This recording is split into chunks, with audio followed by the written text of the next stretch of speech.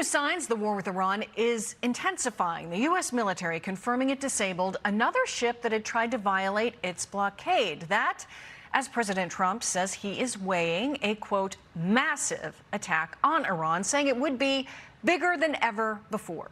Here now with reaction is national security analyst Rebecca Grant. Rebecca, thanks for being with us on this Saturday morning. It looks like potentially a new front opening up with the Saudi Arabian military attacking the Houthis in Yemen, particularly focusing on their naval assets after one of their ships got hit. Your thoughts on whether or not this conflict is expanding and that we're not particularly close to the exit door? Well, I'll tell you this, all of it is possible because we have tremendous U.S. air dominance and sea dominance in that region. And of course, 50,000 U.S. forces there, including 2 aircraft carriers, the USS Tripoli, all our land-based air power. I'm glad to see the Saudis joining in. This is a powerful message to Iran. The Saudis have a very high-tech and very capable air force, and they can be a good partner in suppressing that Houthi threat. And I think President Trump has some big choices here and the option to really continue to go hard after the IRGC, and that's what I'd like to see him do.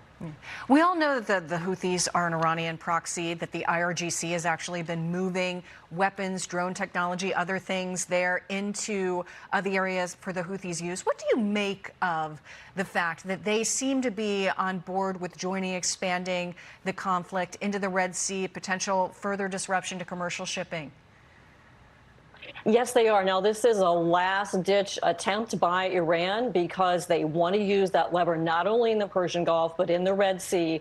And this is going to bring up a different diplomatic point because we have a European naval operation going on in the Red Sea, Operation Aspides, commanded by a Greek admiral. And they are there. They've been there a couple of years to try to help secure shipping. Now, the Houthis were hit very hard a year ago. I think their military capabilities are diminished. But make no mistake, we have enough naval and air forces there to handle any flare-up with the Houthis and to keep that blockade and to handle a target set within Iran itself, all the way up to Pickaxe Mountain if need be.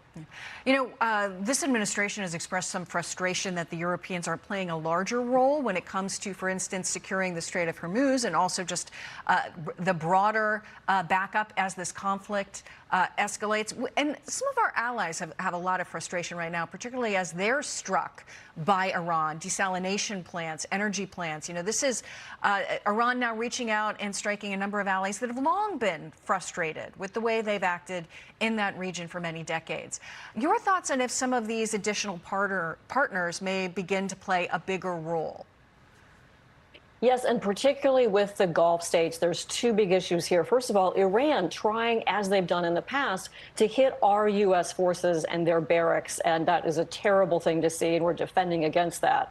But the Gulf partners also have highly capable air defenses. But the kind of scary lesson coming out here is the ability to use limited drone strikes and hit soft targets like data centers. We've seen Amazon and other high-tech data centers there hit in the UAE and in Bahrain. That's a lesson we need to take home as well as we increase our ability to defend critical infrastructure targets. But there's no question the whole Gulf is lined up with us against Iran, and that's why this will be successful in the end. I mean, it really is Iran in their last-ditch efforts. They will fail in their efforts to try to terrorize the Strait, and the U.S. Navy will keep control in the Strait of Hormuz. Right. Rebecca Grant, thank you very much. We appreciate your insights this morning. Be sure to like and subscribe for all the Fox News latest on YouTube and catch full shows streaming now on Fox One.